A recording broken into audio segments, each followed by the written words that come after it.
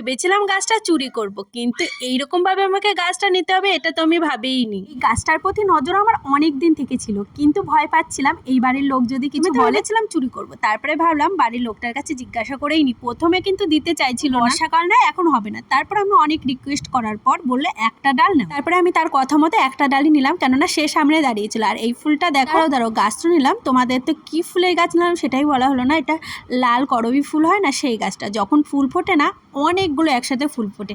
তারপরে বাড়ি এসে এই যে বসে পড়েছি এখন গাছ লাগাতে। না, যার কাছ থেকে ডাল নিয়েছে সেই বলেছে জলের ভেতর গাছটা দিয়ে রেখো, শিকড় বেরোবে। যেহেতু একটু বড় ডালটা ছিল তাই দুই ভাগ করলাম, একটা ভেবেছি বালির ভেতর দেবো আর একটা জলের ভেতর দেবো। 3-4 দিন আগে একটা বোন বলেছিল আমার নাম নাডিরা, আমার নামটা প্লিজ নিও, কিন্তু আমার ভুলবশত এত চাপ ছিল, পুজো গিয়েছে বুঝতেই পারছো, যার জন্য নামটা নেওয়া হয়নি। আজকে তোমার নামটা নিয়ে নিলাম। থ্যাংক ইউ সো মাচ তোমাদের এত সুন্দর সুন্দর কমেন্ট করার জন্য। আজ তবে আসি, দেখা হচ্ছে নেক্সট ভিডিও।